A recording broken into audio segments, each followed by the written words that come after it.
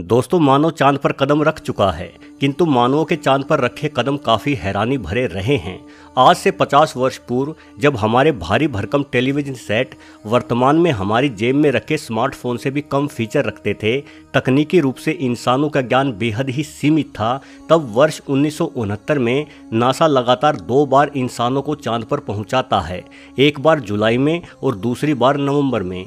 मानो पहली बार में नासा का कोई सामान चांद पर छूट गया हो, जिसे लेने सिर्फ 4 महीने बाद ही नासा ने दोबारा इंसानों को चांद पर पहुंचा दिया। सिर्फ यही नहीं, वर्ष 1972 आते आते मात्र 4 सालों के अंतर पर नासा ने लगातार 6 बार इंसानों को चांद पर भेजकर इतिहास रच दिया।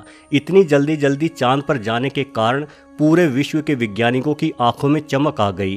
चांद पर मानव बस्तियां बसाने की या वहां खनन करने की बातें होने लगी। लेकिन फिर अचानक ऐसा क्या हुआ कि चांद पर जाने की चाहत विश्व के सभी देशों ने एकदम से त्याग दी। कहा जाता है कि नील आर्मस्ट्रॉन्ग और बज एल्ड्रिन जब चंद्रमा की सतह पर घूम रहे थे, तब कुछ समय के लिए उनका प्रसारण जानबूझकर रोक दिया गया था। वो कुछ कहना चाहते थे, लेकिन उनकी आवाज भी काट दी गई थी। जानकारों का कहना है कि चांद पर अनेकों टावर हैं, जिनकी ऊंचाई 2000 से 2500 मीटर तक है। आर्मस्ट्रॉन्ग और एल्ड्रिन ने किसी ऐसे ही टावर को देखा था। ये जानकारी आम जन से छुपाई गई। ये टावर एलियंस ने कई हजार साल पहले पृथ्वी पर नजर रखने के लिए बनाए थे। फिलहाल ये टावर वीरान पड़े हैं। इन टावरों के बारे में अधिक जानकारी जुटाने के लिए ही नासा ने जल्दी इंसानों को चांद पर भेजा। लेकिन जब आखिरी बार इंसान चांद पर गया तो वहां एलियंस आ धमके और उन्होंने इंसानों को वहां से चले जाने की चेतावनी दे दी, साथ ही कभी वापस ना आने के लिए भी कह दिया। नील आर्मस्ट्रॉन्ग ने खुद एक इंटरव्यू में कहा था कि अंतरिक्ष में उनके यान का पीछा किसी बेहद एडवांस टेक्नोलॉजी वाले यूएफओ द्वारा किया गया था।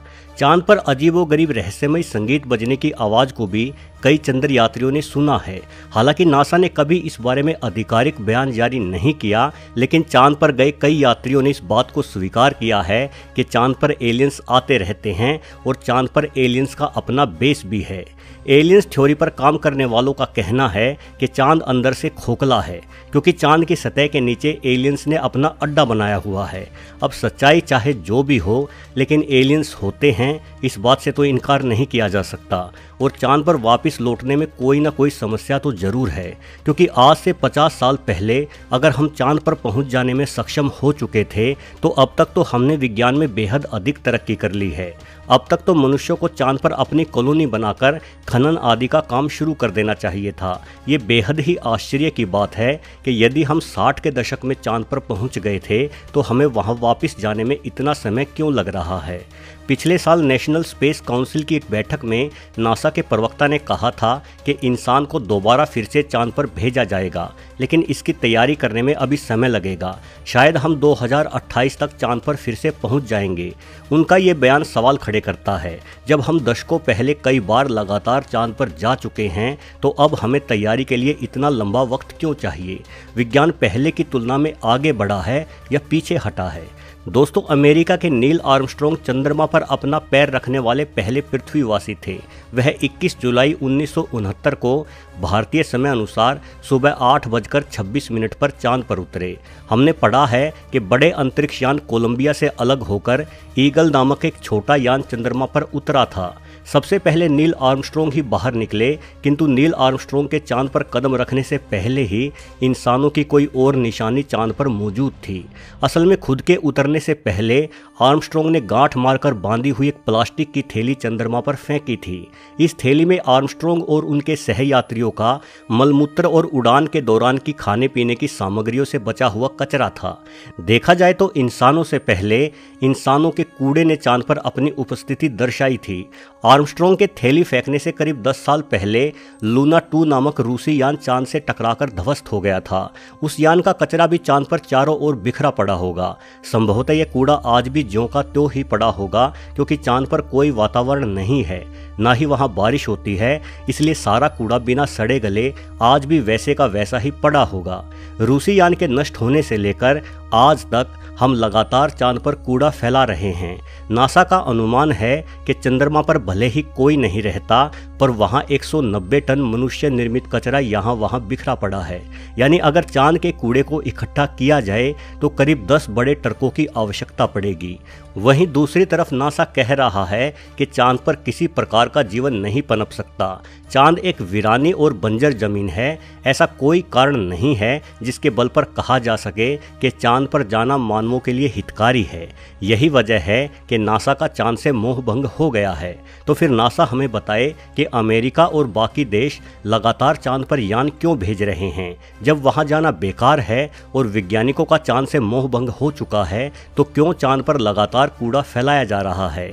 आखिर बंजर चांद पर ऐसा कौन सा राज है जिसे जानने के लिए हम समय समय पर चांद पर यान भेजते रहे हैं। दोस्तों, इसमें कोई शक नहीं कि चांद का धरातल बेहद ही रहस्यमयी है। माना जाता है कि अतीत में किसी अंतरिक्ष पिंड के टकराने से धरती के 2 टुकड़े हो गए थे। इन दोनों टुकड़ों में से एक छोटे टुकड़े को ही आज हम चंद्रमा के नाम से जानते हैं। यानी चांद धरती के बाद बना है और चांद और पृथ्वी का धरातल भी एक समान ही होना चाहिए। लेकिन हालिया वैज्ञानिक जांचों के अनुसार चांद धरती से भी ज़्यादा पुराना पिंड है। जब चंद्रमा की मिट्टी से मिले तत्वों की जांच की गई तो इसे अंदाजन 530 करोड़ साल पुराना माना गया, जबकि हमारी धरती महज 450 करोड़ साल ही पुरानी है। चांद का धरातल भी पृथ्वी की तुलना में अलग है। 20 नवंबर 1969 को जब अपोलो मिशन के दौरान वैज्ञानिकों की टीम ने एक लूनर मॉडल को चांद पर छोड़ा तो उस मॉडल के टकराने से चांद पर भूकंप जैसी स्थिति बन गई थी और चांद की धरती करीब 1 घंटे तक किसी घंटे के समान कंपन और आवाज़ करती रही थी। ऐसा तभी संभव है जब चांद की सतह किसी धातु से बनी हो और अंदर से चांद खोखला हो। चांद पर पाए जाने वाले पत्थरों में भी भारी मात्रा में यूरेनियम और नेपच्यूनियम जैसे एलिमेंट पाए गए हैं। धरती पर ये एलिमेंट कम से कम पत्थरों में तो नहीं पाए जाते। इन एलिमेंट्स का प्रयोग स्पेसशिप की बाहरी सतह पर किया जाता है ताकि स्पेसशिप अधिक तापमान और दबाव को सह सके। तो क्या चांद भी एक स्पेसशिप ही है? माना जाता है कि चंद्रमा पृथ्वी के गुरुत्वाकर्षण बल के क्षेत्र से भी बाहर है, फिर भी वो लगातार पृथ्वी की परिक्रमा किए जा रहा है, जिस कारण अनेकों वैज्ञानिकों का दावा है कि चंद्रमा प्राकृतिक है ही नहीं बल्कि इसे कृत्रिम रूप से किसी बुद्धिमान एलियन सभ्यता द्वारा बनाया गया है। चंद्रमा के जरिए ही वो एलियन सभ्यता पृथ्वी पर नजर रखती है। इतिहास की किताबों में चंद्रमा के बारे में एक और अनोखा तथ्य भी पढ़ने को मिलता है। बताया जाता है कि आज से करीब 910 साल पहले यानी 11वीं सदी में चंद्रमा अचानक से गायब हो गया था। चांद कई महीनों तक लगातार गायब रहा और उसके बाद दोबारा प्रकट हो गया। चूंकि उस जमाने में अंधविश्वास अपने चरम पर था, इसलिए सभी लोगों को लगा कि चांद के गायब होने के कारण कोई न कोई अनहोनी घटना जरूर होगी।